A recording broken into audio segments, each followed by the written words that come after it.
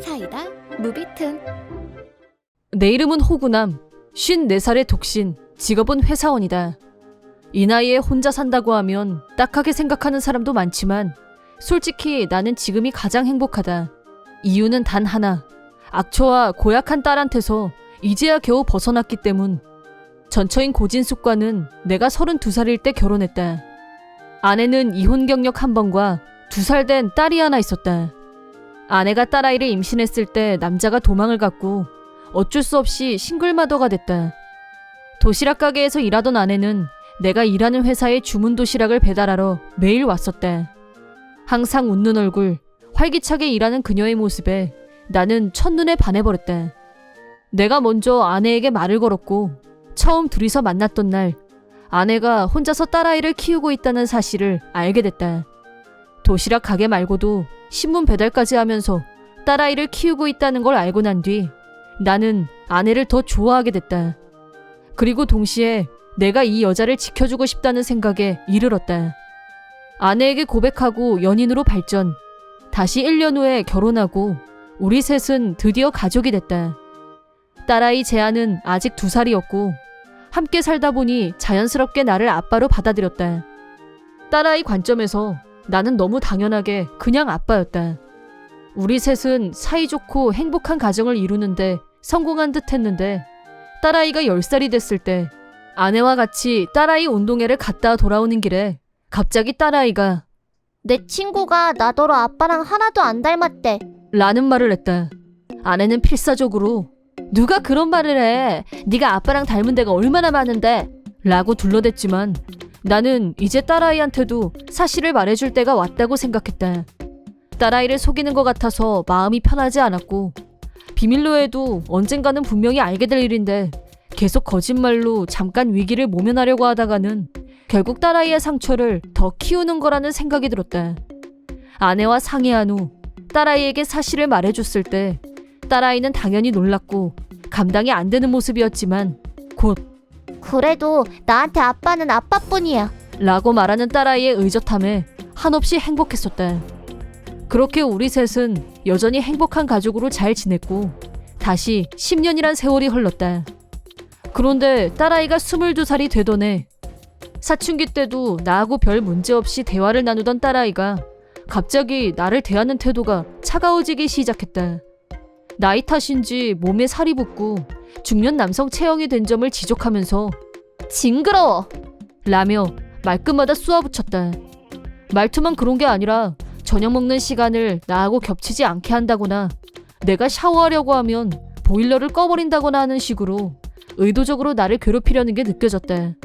아내는 이상하게 변한 딸아이를 두고 얘가 다 늦게 반항기가 왔나 봐 라며 태평하게 말했다. 그렇게 얼마간의 시간이 지나자 아내마저 변하기 시작했다. 아내는 결혼 후 줄곧 전업주부였고 집안일이며 요리를 대충 하는 법이 없는 사람이었다.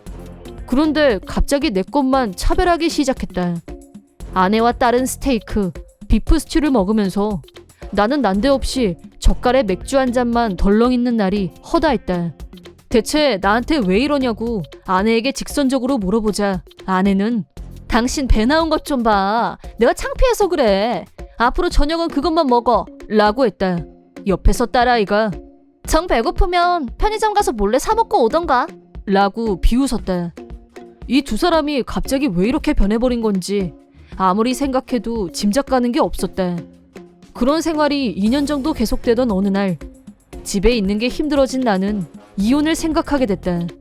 한편 딸아이가 결혼하기 전까지는 아빠로서 내 역할을 다하고 싶다는 강한 책임감을 느끼고 있었기 때문에 이혼을 행동에 옮기는 단계까지는 가지 못하고 있었다. 그러던 어느 날 생전 말도 안 걸던 아내가 대뜸 할 얘기가 있다며 거실로 나를 불렀다. 아내는 말하기도 귀찮다는 투로 재아가 결혼할 거래. 곧 결혼식인데 당신은 결혼식에 초대하기 싫대. 무슨 말인지 알지? 라고 했다. 그래? 결혼한대? 그거 잘 됐네. 근데 왜 나는 오지 말라는 거야? 라고 아내에게 묻자 당신처럼 멧돼지 같은 사람을 아빠라고 하고 싶지 않대. 그래서 양가 상견례도 나 혼자 가기로 했어. 라며 내가 끼어들 틈을 주지 않았다. 그때 마침 딸아이가 집에 들어왔다. 왜 거실에 나와 있고 난리야? 얼굴만 봐도 짜증나. 라며 신경질을 부렸다. 엄마한테 결혼한단 말 들었다. 축하한다 재아야. 라고 축하말을 건네자 결혼식에 당신 같은 사람 오는 거 딱 질색이거든? 쪽팔리니까 절대 올 생각하지 마. 끼지 말라고. 라며 상처가 되는 말을 함부로 내뱉었다. 그 말에 큰 충격을 받은 나는 지금까지 참아왔던 감정이 한꺼번에 폭발. 딸아이에게 걱정하지 마라. 나도 그 결혼식에 갈 생각 없다. 라고 하자 고맙네. 덕분에 쪽팔림은 면했네. 라고 하더니 아내와 하이터치. 나는 작은 소리로 나중에 후회해도 소용없을 거다. 라고 하고 내 방으로 들어왔다. 딸아이 결혼식 날 이혼 서류를 두고 집에서 나올 결심을 한 나는 준비를 시작했다. 아내와 딸은 나한테는 관심도 없었고 다가오는 결혼식 얘기로 매일 흥분 상태였다. 그렇게 결혼식 당일이 됐다. 아내와 딸아이가 결혼식장에 간 후 나는 서명이 들어간 이혼 서류를 테이블 위에 놓고 집에서 나왔다. 트렁크에 짐을 싣고 시동을 걸자 처음 만났을 때 예쁘고 사랑스러웠던 딸아이의 모습이 떠올랐다. 대체 어디서부터 잘못된 것일까? 그런 생각들이 머릿속에 가득 차올랐고 나도 모르게 무의식적으로 결혼식장을 향해 달리고 있었다. 마지막으로 딸아이가 웨딩드레스를 입은 모습만 보고 나오기로 하고 조심스럽게 예식장 안으로 들어갔다. 사람들이 별로 없는 구석에 잘 숨어 있었는데 갑자기 허구남 씨? 라고 누가 나를 부르는 소리에 화들짝 놀랐다. 뒤를 돌아보니 거래처 사장님이었다. 왜 이런 데 서 계세요? 라고 묻는 말에 할 수 없이 사정을 말하자 이번엔 딸아이 이름을 물었다. 제 딸은 공재아라고 합니다. 라고 대답하자 사장님이 그 아이라면 오늘 내 손주랑 결혼할 신부인데? 라며 놀라는 반응. 딸아이는 신랑한테 부모님이 이혼해서 아빠는 없다고 했고 애초부터 나를 없는 사람 취급한 모양이었다.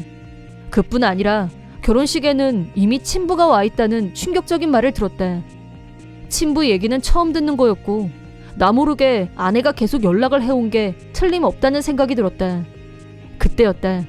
자기를 길러준 새아빠를 없는 사람처럼 말하고 결혼식에도 부르지 않다니 인간성이 의심스럽다며 화가 난 사장님은 나를 딸아이가 있는 곳으로 데리고 가주셨다. 하고 싶은 말이 있으면 다 해치워.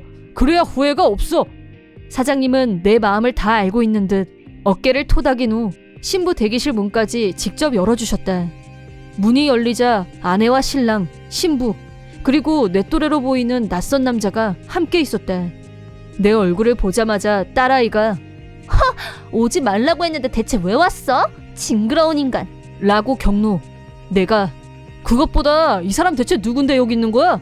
라고 묻자 우리 친아빠야. 아저씨보다 훨씬 잘생겼지? 라고 말했다. 딸아이 친부는 사진으로 본 적이 있는데 지금 내 앞에 있는 남자는 아무리 봐도 동일 인물로 보이지 않았다. 그 부분에 대해서 아내에게 다시 한번 당신 거짓말까지 하면서 이 사람 왜 데리고 왔어? 둘이 무슨 관계야? 라고 따졌다. 아내는 당황하는 빛이 역력했다. 당신이야말로 무슨 헛소리야? 라며 내 말을 부정했다. 그때 우리가 하는 말을 조용히 듣고만 있던 신랑이 자리에서 벌떡 일어나더니 결혼식 중지하겠습니다. 라고 선언했다. 그 당황한 딸아이는 뭐래니?